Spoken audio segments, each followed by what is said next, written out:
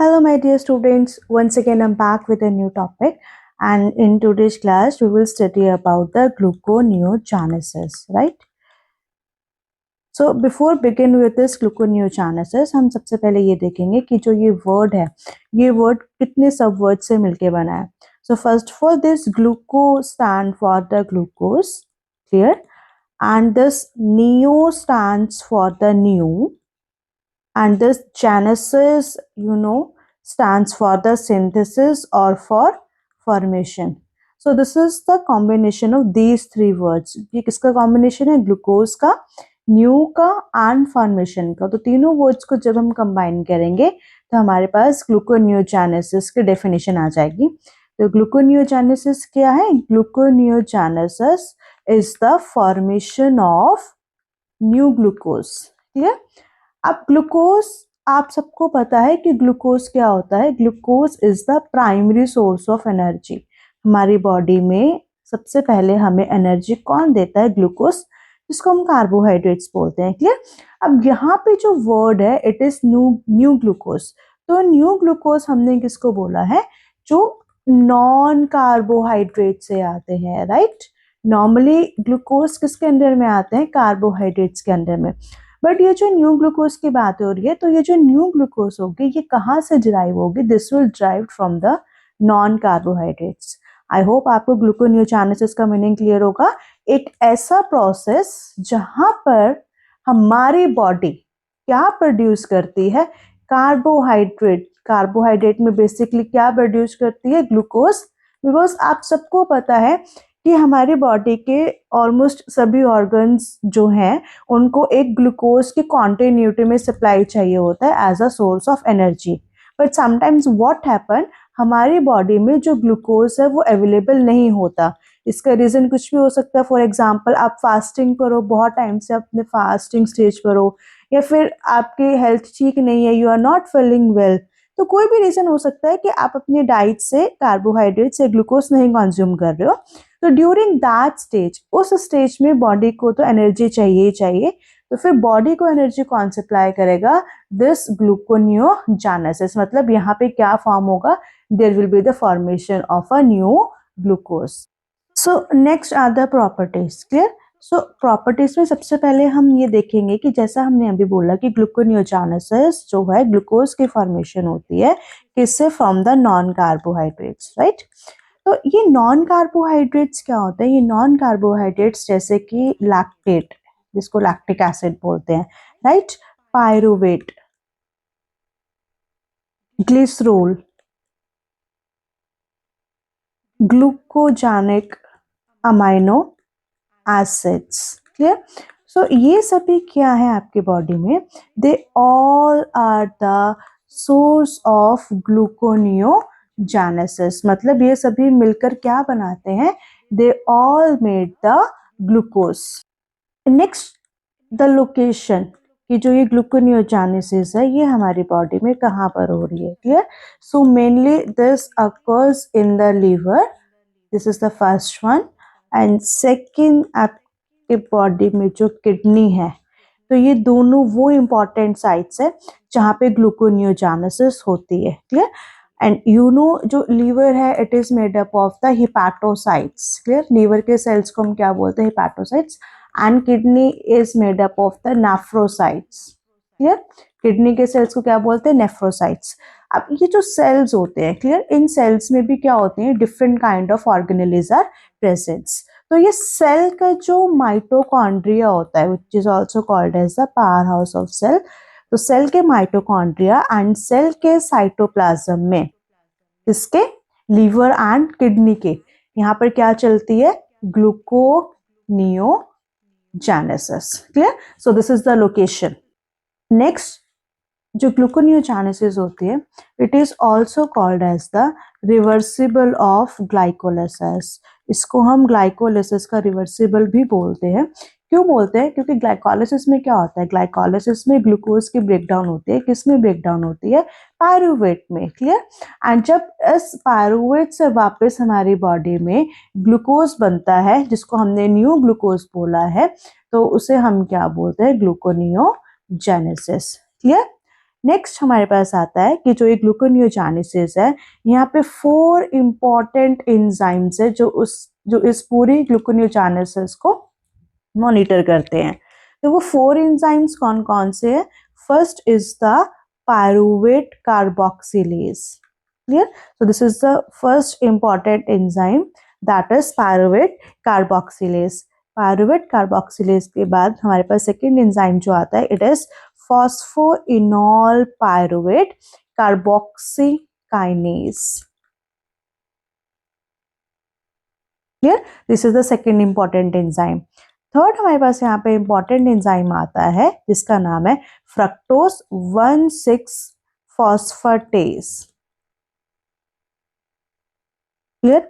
And last important यहाँ पे जो एंजाइम है, it is glucose 6 phosphatase. Clear? तो ये 4 इंपॉर्टेंट एंजाइम्स आपके पास है, that is pyruvate carboxylase, phosphoenol pyruvate carboxykinase, fructose 1,6 bisphosphate and glucose 6 phosphatase. ये चारों इंपॉर्टेंट एंजाइम क्या करते हैं? They play important role into the gluconeogenesis. Clear? And ये जो एंजाइम्स होते हैं नॉर्मली ये आपके माइटोकॉन्ड्रिया एंड साइटोप्लाज्म में प्रेजेंट होते हैं। नेक्स्ट जो ये ग्लूकोनियोजेनेसिस है, इसके सबसे ज्यादा इंपॉर्टेंस क्या है? Clear? Why there is a need of gluconeogenesis in the body? Clear? Already I told you कि हमारी बॉडी में जो एनर्जी का सोर्स है वो क्या है? It is glucose. Clear? But in the case जब आप ठीक नहीं फील कर रहे हो या आप स्टार्वेशन कंडीशन में हो या फिर आप एक हाई एक्सरसाइज कर रहे हो या फिर फास्टिंग स्टेज पर हो, तो उस केस में बॉडी में ग्लूकोज नहीं होती है। क्लियर? तो फिर बॉडी क्या करती है? बॉडी खुद से ग्लूकोज बनाती है जिसको हमने बोला है न्यू ग्लूकोज। एंड ये न्यू ग्लूकोज कौन बनाता है? ये बनाते हैं नॉन कार्बोहाइड्रेट्स। क्लियर? अब ये नॉन कार्बोहाइड्रेट्स क्या करते हैं? ये हमारी बॉडी में सोर्स ऑफ एनर्जी का ही काम करते हैं। और ये सोर्स ऑफ एनर्जी में क्या करते हैं? हमारी बॉडी में कॉन्टिन्यूटी में एनर्जी का सप्लाई करते हैं। क्लियर? एनर्जी का सप्लाई करते हैं। एंड सबसे ज्यादा ये एनर्जी किसको देते हैं? सेंट्रल नर्वस सिस्टम को। क्लियर? ब्रेन को, रेड ब्लड सेल्स को, या फिर स्केलेटल मसल सेल्स को। क्लियर? क्योंकि बहुत सारे ऑर्गन्स बॉडी में ऐसे होते हैं जिनको 24 आवर्स एनर्जी चाहिए ही चाहिए। So this is the importance of gluconeogenesis. Next is the pathway of gluconeogenesis. Clear? तो let's begin from the pyruvate. Pyruvate से हम स्टार्ट करेंगे। तो यहाँ पे पहला स्टेप क्या होगा? This pyruvate will be converted into the oxaloacetate. मतलब पायरुवेट को हमने ऑक्सैलोएसीटेट में कन्वर्ट किया। एंड कितने मॉलिक्यूल्स पायरुवेट के? 2 मॉलिक्यूल्स ऑफ पायरुवेट। प्लीज ध्यान रखना है आपको स्टूडेंट्स कि ग्लूकोनियोजेनेसिस में 2 मॉलिक्यूल पायरुवेट के किसमें कन्वर्ट होते हैं? Into the 1 molecule of glucose. मतलब 2 पायरुवेट मिलकर क्या बनाएंगे? एक ग्लूकोज का मॉलिक्यूल बनाएंगे। क्लियर? एंड अगर अब आपको यहाँ पे ग्लाइकोलाइसिस याद आई हो, तो मैंने यहाँ पे ग्लूकोनियोजेनेसिस को क्या बोला है? ग्लूकोनियोजेनेसिस को मैंने ये बोला है कि ये ग्लाइकोलाइसिस का ही क्या है? रिवर्स है। मतलब अगर ग्लाइकोलाइसिस यहाँ से यहाँ चल रही है, राइट, अपवर्ड टू डाउनवर्ड चल रही है। अब अगर अपवर्ड टू डाउनवर्ड को मैं रिवर्स कर दूं, मतलब ये नीचे वाले को यहाँ से फ्रॉम बॉटम टू अपवर्ड ले जाऊं, तो ये आपकी क्या होगी? ग्लूकोनियोजेनेसिस। एंड ये आपकी क्या होगी? ग्लाइकोलिसिस। तो ग्लाइकोलिसिस में क्या हुआ था? ग्लाइकोलिसिस में भी यही सेम था। क्या था कि 1 molecule of glucose will be broken down into 2 molecules of pyruvate. तो यहाँ पे हम उसका रिवर्स ही तो पढ़ रहे हैं। तो रिवर्स में भी क्या होगा? रिवर्स में भी सेम 2 मॉलिक्यूल्स ऑफ पायरुवेट क्या बनाएंगे? 1 molecule of glucose. This is very important, ये आपको ध्यान रखना है। क्लियर? तो ये हमारा पहला स्टेप था जो किसने किया? फर्स्ट इंपॉर्टेंट एंजाइम ने, दैट इज कार्बोक्सिलेज। और इस स्टेप पर 2 मॉलिक्यूल्स ऑफ एटीपी की यूटिलाइज होते हैं। सेकेंड हमारे पास आता है conversion of oxaloacetate into the phosphoenol pyruvate और किसने किया, कार्बोक्सीकाइनेज ने। यहाँ पे हमारे पास सेकंड इंपॉर्टेंट एंजाइम आ गया। और इस स्टेप पे भी यहाँ पे जीटीपी, ग्वानोसिन ट्राइफॉस्फेट, कन्वर्ट होता है इनटू द जीटीपी। मतलब यहाँ पे इसने फॉस्फेट यहाँ पे डोनेट किया और एटीपी ने भी एक फॉस्फेट यहाँ पे पायरुवेट को डोनेट किया। थर्ड स्टेप आपके पास आता है कि फॉस्फोइनोल पायरुवेट किस में कन्वर्ट होता है, 3-फॉस्फोग्लिसरेट में। फोर्थ स्टेप आपके पास आता है कि 3-फॉस्फोग्लिसरेट किस में कन्वर्ट होता है, 1,3-बिस-फॉस्फोग्लिसरेट में बाय द एंजाइम काइनेज। यहाँ पे भी फॉस्फेट ऐड हो रहा है। फिफ्थ स्टेप आपके पास आता है 1,3-बिस-फॉस्फोग्लिसरेट किस में कन्वर्ट होता है, फ्रक्टोज 1,6-बिस-फॉस्फेट में। एंड सिक्स स्टेप में यहाँ पे क्या होता है, फ्रक्टोज 1,6-बिस-फॉस्फेट कन्वर्टेड इनटू द फ्रक्टोज 6-फॉस्फेट। एंड लास्ट स्टेप में फ्रक्टोज 6-फॉस्फेट कन्वर्टेड इनटू द ग्लूकोज 6-फॉस्फेट। अब अगर आप इसको केयरफुली ऑब्जर्व या एनालाइज करेंगे तो ये पूरा कंप्लीटली ग्लाइकोलाइसिस का रिवर्स है। क्लियर। यहाँ पे नीचे आपका पे ऑफ फेस है, यहाँ पे आपका पे ऑफ फेस है और यहाँ पे आपका प्रेप फेस है। एक्स्ट्रा यहाँ पे क्या ऐड हुआ है, जो यहाँ पे एक्स्ट्रा ऐड हुआ है दैट इज ऑक्सैलोएसीटेट। सिर्फ ये एक यहाँ पे एक्स्ट्रा ऐड हुआ, बाकी ये सारा आपके पास क्या चल रहा है, रिवर्सिबल ऑफ ग्लाइकोलिसिस। क्लियर।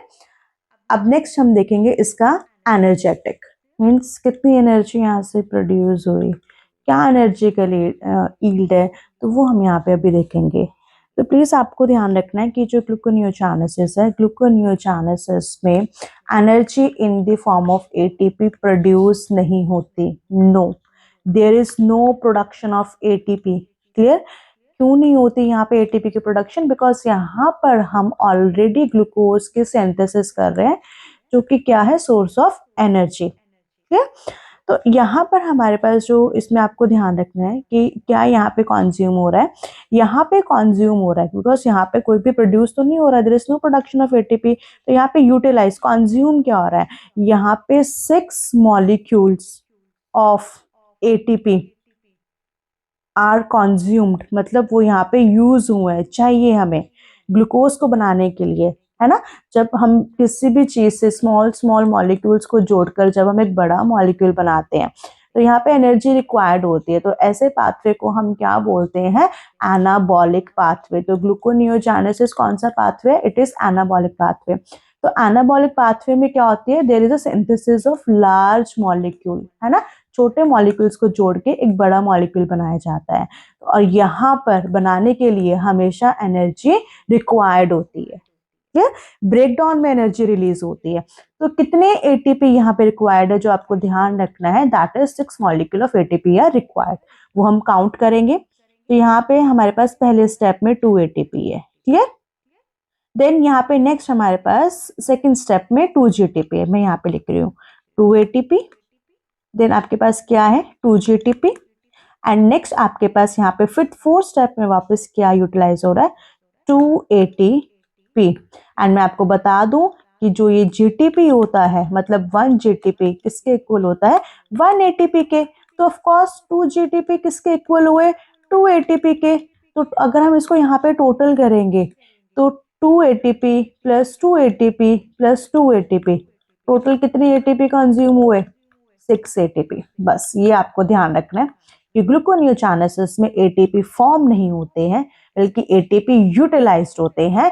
क्यों यूटिलाइज होते हैं, क्योंकि हमें यहाँ पे ग्लूकोज का सिंथेसिस करना है। आई होप आपको क्लियर होगा। Last we will study about the regulation. Clear. कि जो ये ग्लूकोनियोजेनेसिस है इसको हमारे बॉडी में कौन रेगुलेट कर रहा है। क्लियर। तो इस रेगुलेशन में सबसे पहले हमारे पास यहाँ पर जो आएगा कि जो ग्लूकोनियोजेनेसिस है ये किसके ऊपर डिपेंड करते हैं, it depend upon the concentration of precursors. ठीक है। प्रिकर्सर्स किसको बोला है हमने यहाँ पे, नॉन कार्बोहाइड्रेट्स को। क्लियर। तो जितने ज्यादा प्रिकर्सर्स होंगे, जितने ज्यादा नॉन कार्बोहाइड्रेट्स होंगे, उतने ही ज्यादा यहाँ पर क्या प्रोड्यूस होगा, ग्लूकोज की प्रोडक्शन होगी। राइट। सेकेंड आपके पास यहाँ पे आता है acetyl coenzyme A is the regulator of, किसका रेगुलेटर है ये, पायरुवेट कार्बोक्सिलेज का, जो कि एक इंपॉर्टेंट एंजाइम है। तो पायरुवेट कार्बोक्सिलेज एक इंपॉर्टेंट एंजाइम है बिकॉज यही यहाँ पे आपकी ग्लूकोनियोजेनेसिस को इनिशिएट कर रहा है। तो ये एंजाइम फर्दर किस पे डिपेंड कर रहा है, on the acetyl coenzyme A. Clear. Next आपके पास यहाँ पे आता है हार्मोनल रेगुलेशन, बिकॉज हमारे बॉडी के हार्मोन्स जो होते हैं वो भी ग्लूकोनियोजेनेसिस को रेगुलेट करते हैं। जैसे कि आपके पास यहाँ पे आ गया ग्लूकागन। क्लियर।